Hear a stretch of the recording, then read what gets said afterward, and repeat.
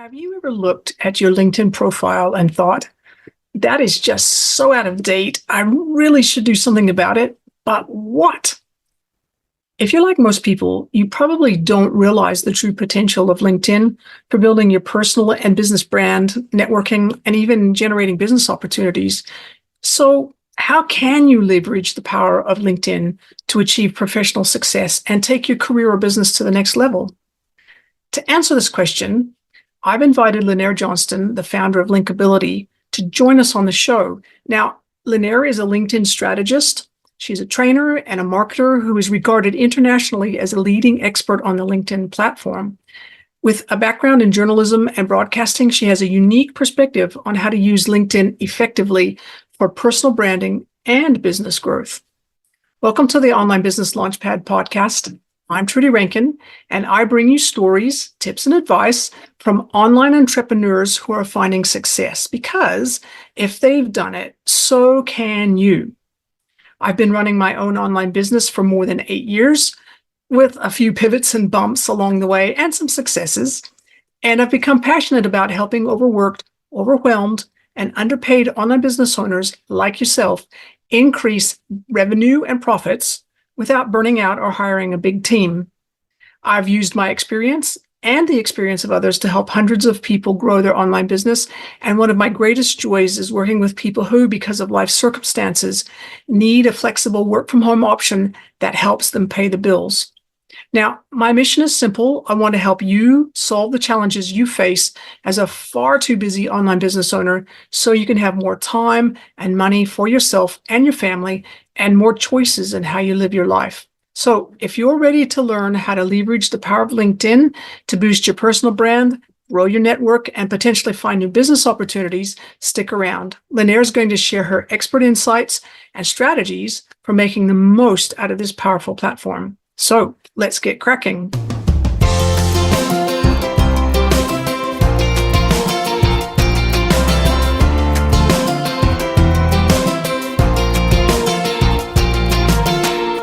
Welcome to the Online Business Launchpad podcast.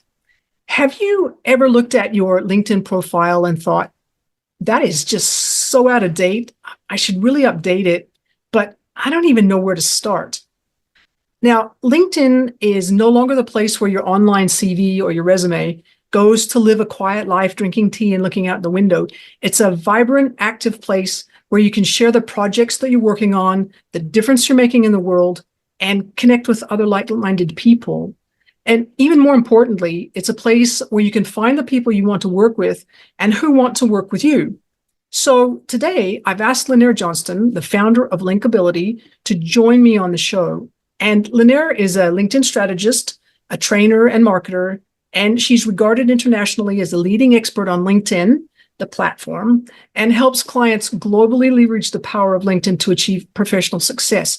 Now, coming from a journalism and a broadcasting background, Lynnaire has been a reporter, a feature writer, a magazine editor, and a copywriter for the majority of her career. You ask her what she's written, a lot. So she's the author of 2 books about LinkedIn, and she's written for industries as diverse as automotive, beauty, local authorities, and not-for-profit.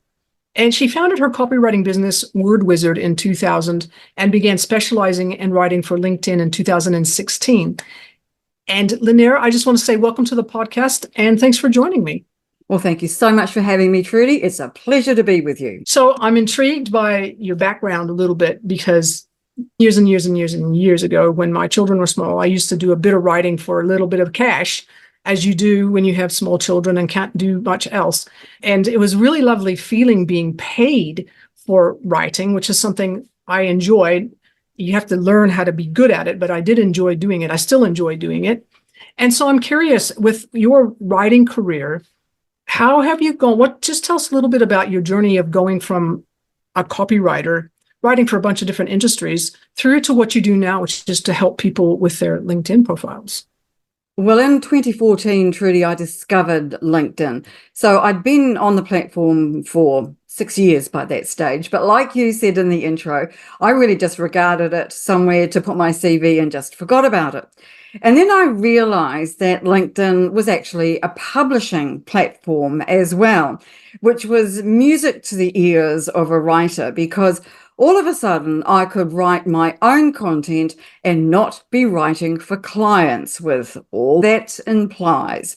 And so I began writing about writing on LinkedIn and what I was finding out and what I was learning and the mistakes I was making.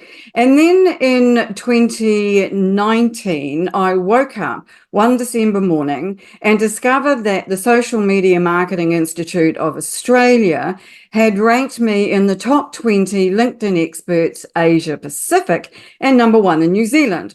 Well, the fact that I was an expert in LinkedIn came as a huge surprise to me. I was just writing about what I was learning about and really enjoying the process. So I decided at that point, the one thing that an expert absolutely has to have is a book. So I set to and wrote Linkability, which came out in 2020, which was very good timing because in 2020, as you will remember, there wasn't a lot to do. We were all stuck inside for the majority of the time, and it was a really good opportunity to get a book written and get it out there. And it's amazing once you have a book in the marketplace, even if you've published it yourself, but if it's available on Amazon and in other major online stores, it confers instant credibility. So not only had somebody said I was an expert, but now I've proven that I'm an expert by writing a book about it. And there was a second book, a co-authored one about LinkedIn company pages. And it has been an amazing journey and one that I've absolutely loved. I am not sad to see the back of copywriting, Trudy.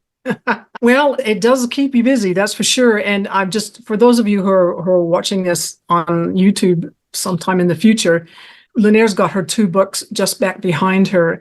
And I'm intrigued by obviously both of them, but the one that intrigued me the most is the one that talks about business gold, because business pages are something that not everybody has on LinkedIn and not everybody knows that you can have them. And you can have more than one. And I have them. I have more than one. But I know I do not use them to the full extent that they could be used to help build the different arms and branches of my business. And so I'll ask you to talk a little bit more about it just in a minute, but I'm just curious and about the whole writing process, and not so much about the writing process. You talked about how you did it during COVID when there wasn't so much to do, but how did you come up with your ideas for your two books? I decided with Linkability that I wanted to concentrate on the main things that I did on LinkedIn myself. And so that's where the 4 strategies came in. 4 powerful strategies to maximize your LinkedIn success, to be official about it. And so they are, of course, connecting. So that's networking, posting, direct messaging, and also company pages. And so all of those things are really important when you are building a business, building a brand, or really just getting your personal brand out there on LinkedIn. But you're right. A lot of people don't understand how company pages actually work. But my belief is that if you are in business for yourself, Trudy, and you are in a B2B business, so you are providing services or products for other businesses, then you need to have a LinkedIn company page. It begs the question, why not? It's free organic real estate. It's indexed by Google. It will help people find you and is an excellent vehicle to promote who you are and what you do. And I think that a lot of people don't know that when someone Googles their name, I'm talking about their personal name here, their LinkedIn profile is going to come up in the top 3 results, which means that your LinkedIn profile, good or bad, is going to get looked at. So my argument is start there. That's the thing you should be concentrating on because that's at the basis of everything you do on LinkedIn. I think that's a really good point. And I think it's possibly something that people might not realize that, yeah, if somebody searches for you online, especially on Google, there's so much stuff about you that's there that you might not realize is there. And LinkedIn is one of the very top things. In fact, it's really useful if you're looking for somebody. You can do a quick search and find them that way, or you can even search in LinkedIn as well. But sometimes in LinkedIn, it can sometimes be difficult to locate people because there's lots of people with common names, and you get 6 bazillion people with Jones as their last name in several different countries, and it's just, well, which one? So it can be really helpful to be able to use that. Do you want to just talk a little bit about, for the benefit of somebody who might not have a business page yet, and they're still going, okay, I hear what you're saying, Lynnaire, and I get it. What should I do to get started with my business page, and what should I be thinking about before I set one up? I think the most important thing to realize with a company page is that it builds over time, a bit like your LinkedIn network in general. It's not a quick fix. If you want to make a really big impact online, a LinkedIn company page is not the way to do it. But it is something that you can build over a period of time. You build your followers, you build your content, you build the different kinds of features that it offers, like newsletters. And over time, you'll find that people start to see your content, you gain visibility, the brand becomes more obvious and better known, because most people, as you've just said, don't know that you can do this, and they don't know where to start, and they don't know how easy it is, or that it's actually free. And it probably will take you half an hour to set up a business page, and you'll need to think about having a banner, which is very similar to your profile banner. You'll want a logo. Most businesses have already got one of those. And you'll need a decent length introduction. It's around 2,000 characters.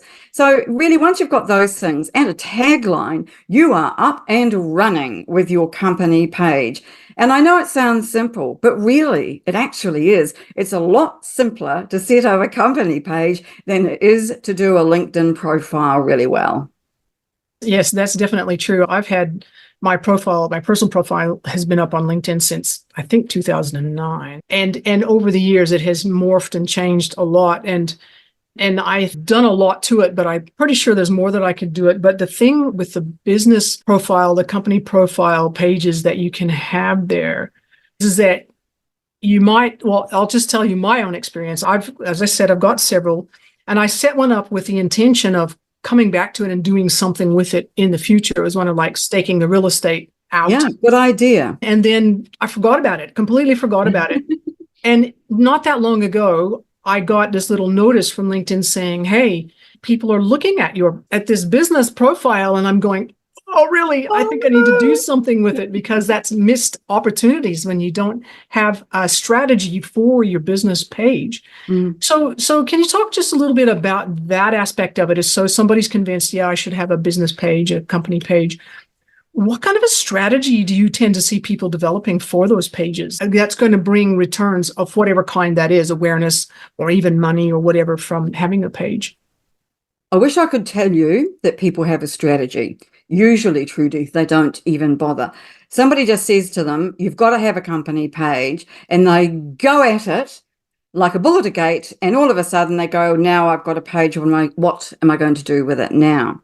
So you need to start with the end in mind. What is it that you want your page to do? Do you want it to bring you in new business? Well, that's the general idea for most of us, but not all organizations have that in mind. They might be a not-for-profit, for example, and want to be educating potential donors. They might be an arts organization and want to amplify the message about the arts or individual artists. So there are a lot of reasons to have a company page, but in the main, most of us are in business, and most of us need to be able to have a way to reach out and to get in front of potential customers. I tend to liken a LinkedIn company page as like your website, only a little bit more constrained, really. You should always have your own website. I'm a firm believer in websites, but I do believe that if you have your own business, you should have your own company page as well. Now, most people don't realize that a company page needs to run off a personal profile. So, for example, if I want to invite people to follow my company page, they have to be connections of mine for me to be able to invite them. And so you get 250 invites a month, and it goes back to zero every month. And if you invite 250 people every month to follow your company page, then you'll find that builds up very quickly over a period of time. But to your point about strategy, You want to make sure that when people come to your page, there's something for them to see. You want them to see that you've got content. You want them to see some featured material there. You want them to see that you've got a newsletter or that you've got events or whatever else it is that you might want to put on your company page. Mainly, you can sum that up as being active. You want your company page to be active so that when someone goes to visit it, they don't go, oh, Trudy's not been here for a while, not much going on here. You want people to see the up-to-date things and to know that what the business is doing. And I think that keeping that in mind in terms of a strategy is a good idea, is that start with the end in mind. What do you want for your objective and work backwards from there? Okay, no, I think that's a really good point. I want to ask you a sort of a slightly more technical question that's related to that. You mentioned that you can invite 250 people a month to follow your company page. What process do you use to do that? You can invite anybody that shows up in the drop-down menu. That's when you go to invites, LinkedIn puts in front of you. Or you can be specific about who you invite. And I'll just tell you my process so that you can see what we do. Whenever somebody connects with me, that's with my personal profile, they reach out, ask to connect, and I say yes.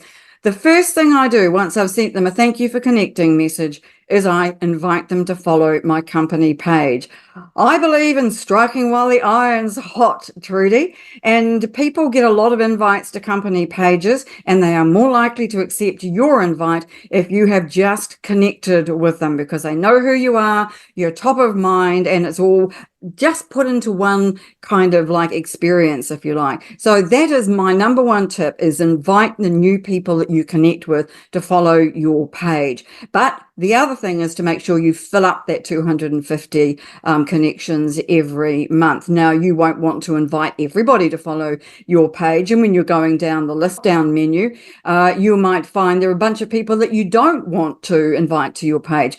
Just don't include those in the ones you're sending out. You can be very specific. You can invite people by location, and there are other filters that you can add in to make sure that you're inviting people too. So one of the tips that I use, and I don't know if anybody else does this, but when I'm inviting someone to follow my page, say they've just connected with me, then when I type their name in, then all the people who've got a very similar name will also come up on the drop-down menu. So I use that as a good excuse to invite a whole bunch more people, because I don't have 250 people who connect to me every month, but I certainly have enough to be able to make that drop-down menu a really good idea to use. Now, when somebody connects with you or they accept your invite to follow your company page, then you get that credit back again. So if in fact you invite 250 people and they all said yes, then you can invite another 250 people. Now, in reality, it doesn't work like that, unfortunately,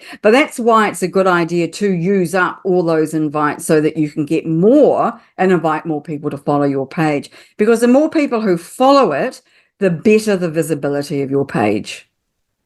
That's interesting, because one of the things that and I confess that I haven't been lazy about it, but it's one of those things where I think about the task of finding people to invite and going, because I have a lot of followers and a lot of connections. And I have not been inviting people to follow the business page, which is something I shall rectify. But you basically look at it and you think, oh, I don't have time to ask all these people to join. Is there a way to do it? Can you do it in blocks of people, or do you have to do it one at a time? Yes, but it's just ticking a box. Okay. It's really simple. It could not be more simple. If you've got a list of people, you can just go tick, tick, no, tick, tick, and then invite. It's as simple as that, really. That's good to know. That is good to know. So you can do that separately for each business page that you have, correct? Yes. 250 connection invites for each page. Can I Nice. suggest that people start with one, Trudy? People mainly find it hard to come up with good content ideas for their page because you want different content on your page than your profile, of course. And so it's probably best to stick with one and to build one and do that really well, because there are other kinds of pages that you can add too. You can add showcase pages and product pages. All of those have, and others, but those are the two main ones that you can also have that run off your main company page. So there are other options to choose, but like you, I do have more than one company page, but I tend to put all my focus onto one because everybody else, there are only so many hours in my day. Yeah, no, that's exactly right. I have a follow-up question about that, the content. For the when you're thinking about the content and your content strategy for your business page or your company page, do you have some tips for what type of content to use on those pages? Sure. I think the main thing to remember is that you are writing as your business, not yourself. So on your profile, you'll be sharing your experience and your opinions and your ideas that are personal to you and your professional experience. On your company page, you are representing the company, the entity. So therefore, for the very beginning, everything's going to be in the third person. It's not going to be I, it's going to be the company. So that's a very basic thing to remember, but a lot of people forget to do that. And they need to talk about different things. They need to talk about what clients and customers want to hear about. They don't want to hear about your products and services, I am very sorry to say. They want to hear how you can solve their problems. And a really good way to do that is by telling them what other companies' problems you've solved. And so sharing client testimonials, recommendations, feedback, all of that works really well. The other thing that works really well on company pages is stories about team members. And everybody wants to know who else is on a team and what they're up to. And because we do business with people, Trudy, we don't do business with companies, we do business with people. So consequently, the more that you can make the business human, the better. So tell stories about your team members, I think is another really good strategy to adopt for your company page. That's really interesting. That's really interesting. I'm collecting up all these tips, and I think that'll be interesting to see how they go, really, because I already create quite a lot of content, and it's about understanding how I can repurpose some of that in a very meaningful way so that I can share that with people. Can I give you a suggestion around that? Yes, please. One of the really good ways to repurpose your content is to put it into a different format. So, for example, if you have done a video post on your profile, which I highly encourage, then if you were to take the text out of that, and that's just taking the transcript off it, you can turn that into a post that's suitable for your company page. And the same with the reverse. If you do a video for your company, talk about the video on your company page, on your personal profile. But also you can repurpose some of the assets as well. So a video that goes well on your page might do very well on your profile. And here's another tip, which I think a lot of people never think to do. And that is when you put up a post on your company page, write a post about that post on your profile, including the link to that post on your page, so that because you'll get more views on content on your profile than you will on your page. But if you send people to your page from your profile, then your page is going to benefit too. Now, I've seen that done really very well, and it is not something I'm doing nearly enough of myself.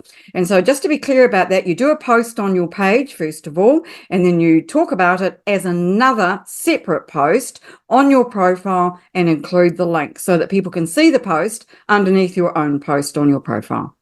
It's a great way to get people to see your page. Yeah, no, that sounds like a really good tip. Really excellent tip. I want to just talk just a little bit about something specific, and that is that for those of who are listening, who've been listening for a while, know that one of my projects late last year was to purchase an existing website, a content-based website, and with a list and basically a newsletter that goes out on a regular basis, and then take that whole setup, the newsletter, the website, and grow it, basically improve it, grow it, and turn it into another branch of the business, basically. And this particular website is for freelance writers. Mm-hmm. And one of the things that I've been writing about for the freelance writers has been how they can actually use LinkedIn to build their writing portfolio and how they should be setting up their profile as a writer. And because a lot of, like I said, a lot of writers are going, they just don't realize that the value that's there in LinkedIn. They think of it as just another social media place where there's too much going on and too many people talking about what they had for breakfast. And it's not really like Not on that. LinkedIn. Not in LinkedIn.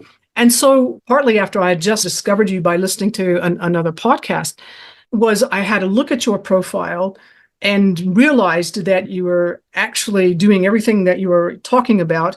Plus, and I was looking, well, have I done that? Have I done that? Have I done that? And I discovered a couple little things that I hadn't done before. Now, can you just talk a little bit about some of the things that most people might not realize that they could use on their LinkedIn personal profile to benefit the people who are trying to figure out if you are the person that they want to work with? Now, you mentioned a couple of things. There's the showcase and you mentioned the product pages, but can you just either talk about those or anything else that you think most people don't know about, but they should be using? I hope you've got another half hour, Trudy, because I talk about this all day. All right, the showcase pages and the product pages are to do with company pages. So let's just park those over there and talk about profiles. So the main thing that a lot of people don't understand about LinkedIn profiles these days is that they are very visual. They used to be all about text, but now they're very visual. And even for writers, that's an enormous, because most of the things we write do have visuals in them in some way, shape, or form. Now, there is a section on profiles called services, providing services, that LinkedIn is in the process of really revamping and doing in a much better way. It used to be hidden in behind your profile. So you would click into it from your profile intro and you'd go into a services section where it would list all your different services, for writers, all the different kinds of writing that you do. And then you would be able to add reviews, which I just love, reviews and media. So that's links, that's videos and images and presentations. So all of that can sit in that services page. Now, because it was hidden until recently, nobody used it. But now it is being brought to the front and it is sitting right. And some changes LinkedIn is making next month is putting the about section right back at the top of your profile again, which is where it should always have been. And the services sit right underneath it. So I have made sure on my services section that I've got some really good visuals there that are really eye-catching, because even though I'm a professional writer, have been a writer all my adult life, I know that visuals grab the eye and stop the scroll. So having things that are visual in that section so high up on the profile is a really super good idea. And it is something that's brand new. So a lot of people don't know it's there, don't know that it's going to be there if they haven't yet got it. Now, I do need to point out one thing, that to get it looking as good as that, you need to have a premium account. Now, a lot of people do LinkedIn on a free account, and it's perfectly fine. You can do a lot with LinkedIn on a free account, but you get so much more when it is paid for. Now, I'm a late convert to recommending people pay for LinkedIn. I always maintained that a free account was fine, but now I think there are so many new features for the premium accounts and above that it's worth having a look. I know it's not cheap, but I think that for people who are using LinkedIn on an ongoing basis and really seriously as a business tool, it does make sense to do that. Now, I am a writer, I've said it, and I am a good example of someone who was just writing about myself, about writing originally on LinkedIn, and it has morphed into a whole new business for me, one I didn't actually expect. So what I'm trying to say with that is that as a freelance writer, LinkedIn is a no-brainer for you. You might be wanting to do some LinkedIn writing for yourself, for other people, but having a really good profile where you've got lots of different things on it in terms of examples of your work is a really sensible move. Now, another thing that LinkedIn has put a lot of time and attention into this year, or actually started last year, is your skills. And you can now have up to 100 skills listed on your profile. And you can also list them in other areas apart from the skills area. So that's all changed, and it means that LinkedIn is really paying a lot more attention is the right phrase for that one, to skills. So definitely use a lot more skills. And I couldn't finish this section without mentioning collaborative articles, which aren't really part of a profile as such. But last year, LinkedIn launched collaborative articles, which are AI generated articles where we as members make contributions, right? And we can, if we write enough contributions, which are just comments on enough collaborative article topics, we will be given a community top voice badge to show that we are a leader in a particular topic or a particular skill. Now, I wasn't a fan. I got a badge for writing simply because I needed to see how the process worked.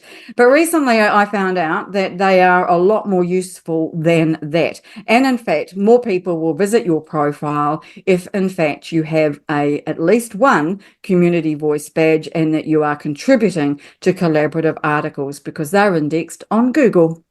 And that is a really good way to be found for your writing skills. That is really good to know. That is really interesting, because I have been, because I do post a lot, or I have a newsletter, and so I do put a lot of material up on LinkedIn, and I was recently asked to contribute to one of those things, and I looked at the topic and I go, why are you asking me? That's the problem. Remember the words AI that I mentioned in there? Yes, I've been asked to contribute to all kinds of crazy things. The real key to that is to choose the topic yourself, and then to contribute on articles that make sense for you, and also that don't have a lot of contributions altogether or already. You want ones that are relatively new, that have only got a few contributions, so you stand out. So just out of sheer curiosity, how do you find them? Well, that's not that easy, to be fair. There is a hub. There is a hub for those that you can go to. That's just a URL. So what we'll do is we'll put that into the description of this podcast so that people can just go to it and have a look. It's A to Z, and there are thousands. There are absolutely thousands of topics. Well, probably hundreds of topics and thousands of articles. Truly, the range is truly enormous. There's no reason for anybody not to be able to add something. But can I go back to your newsletter for a minute, because you did mention that, and that is a really good content tactic. And if you've got a newsletter that you already produce off LinkedIn, so either via your website or via email, putting it onto LinkedIn is another really good idea. And the reason for that is that the first issue that you ever put out is sent to every single one of your connections with an invite to subscribe. And thereafter, everybody who has subscribed to your newsletter gets a notification to tell you there is a new episode or issue out. Now, that is way higher than you will ever get on any other form of content. Plus, there's a newsletter sign-up form sitting in your featured section that you don't even need to put there yourself, that LinkedIn will put it there for you. So newsletters are a really good thing to be doing on LinkedIn, because they allow you to add links, add images, put in video, you name it. I love newsletters. I think they're a fabulous idea. You can have them for your page and for your profile, up to 5 from each. I didn't realize that you could have that many newsletters, and I'm sitting here thinking, oh my goodness, one of them is plenty to be going on with. But you could, but if you had a team, or if you had people who could help contribute to the creation of more than one, you could actually, it could be quite beneficial. That's an interesting point. Or different strategies. I think that can be a really useful idea. Yeah, no, that's really good. Now, I'm going to ask a cynical question, because I know there's going to be some people who are going to be thinking, I know you said that you can get these badges, and you did mention that one of the benefits was being ranked in Google when people do searches. Are there other benefits that you are aware of that make it more than just simply, what do they call them, a vanity metric or whatever? Yeah. So in your own metrics on your profile, you'll see something called search appearances and also profile views. You can see how many people have viewed your profile in the last 90 days. So it's one of those free analytics that you don't have to pay for. And it will tell you how many people have visited your profile in the last 90 days. Now, recent research from Richard Vanderblom has shown that if you have a community top voice badge, you'll get between 30 and 40% more profile views. Plus, you're likely to come up in those search appearances for those topics that are, as I say, ranked on Google. So there's a lot of benefit. And that's why I've had a change of heart about collaborative articles. And you also get more views, another 10% more views, profile views, if you have more than one badge. Now, I don't have more than one badge. I'm working towards that. It is more competitive now than it was. And I too was cynical. I really thought that having one of those community top voice badges, which I got mine for contributing to just 5 articles, I thought that was just nonsense and that there was not much kudos attached to that. It looks pretty, but I didn't really think that people were going to take it seriously. But now there is more use than rather just the vanity of it, as you say. So I do think that they're a good idea and something that people should think about. But that's like a running. If you're thinking about you've got to walk before you can run, that's a running tactic. Start with what you need to walk, and that is really making sure your profile's the best it possibly can be. That is really good advice. Lynnaire, it's been really great talking with you. I've got quite a few ideas in my head to take away and think about and see if I can apply some of the things that you've talked about. If people are interested in connecting with you or finding out more about you, or even in seeing if they could work with you because you have a community as well, where would they go? This will surprise you greatly, but they'll find me on LinkedIn. And just share the URL. It's just my name. It's for all the LinkedIn beginning bit, Lynnaire Johnston. It's great to have an unusual name because my URL matches my actual name. So that really helps.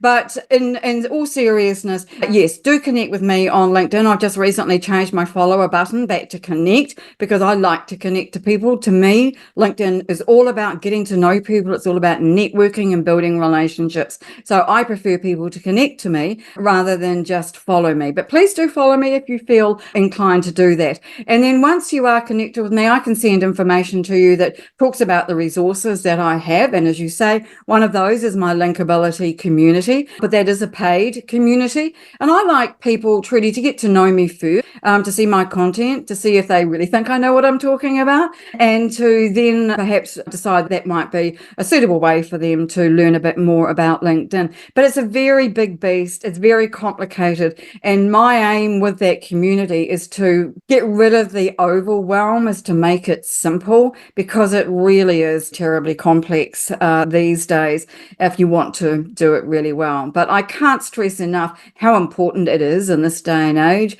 to really have a good profile on LinkedIn, a good presence, and to really do your personal brand.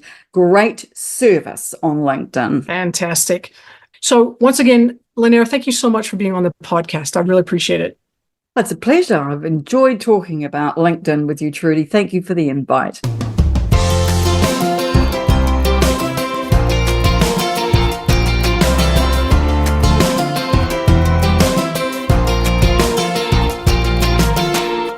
If you're a long-time listener to the Online Business Launchpad podcast, you'll know that I often talk about Pat Flynn's SPI Pro community. Now, what you might not know is that I'm a founding member of that community. And every year I keep signing up because I get so much value out of it. For example, every month I meet with a mastermind group whose members are at the same spot on the entrepreneurial journey as I am. And we celebrate our wins and navigate challenges together. And if we want to chat in between meetings, we just easily jump into the space that's reserved just for our mastermind and just say whatever's on our mind. It's a really supportive space where we all keep growing in confidence and capabilities, knowing that someone or several someones have got our back. And that's not all the value I get from being part of the SPI Pro community. I have access to really relevant trainings that Pat has put together. Plus, I've connected with several amazing guests for my podcast, experts who shared invaluable insights with my audience. And the opportunities just keep coming. I've had the honor of being on Pat Flynn's own podcast and even teaching other SPI Pro members about some of the things that I'm expert in. And being a part of the SPI Pro community, it's like having my own special group of advisors that I can reach out to anytime I need them. Imagine having that network at your fingertips, where every connection inspires and every interaction teaches something new. That's what SPI Pro is all about for me. It's more than a community. It's a place where we as entrepreneurs come together to push the boundaries of what we can achieve. So are you ready to be part of something bigger? To learn, share, and grow alongside fellow business owners who are just as driven as you? Check it out for yourself and see for yourself the difference a truly collaborative community can make. And if you'd like to use my affiliate link to sign up, go to onlinebusinessliftoff.com/SPI-Pro. If you do, I'll receive a small commission at no extra cost to you, for which I thank you. And once you're in the community, say hello, and I'll be delighted to show you around. So join me in the SPI Pro community, and let's reach new heights together. Once again, that's onlinebusinessliftoff.com/SPI-Pro. And we'll see you there.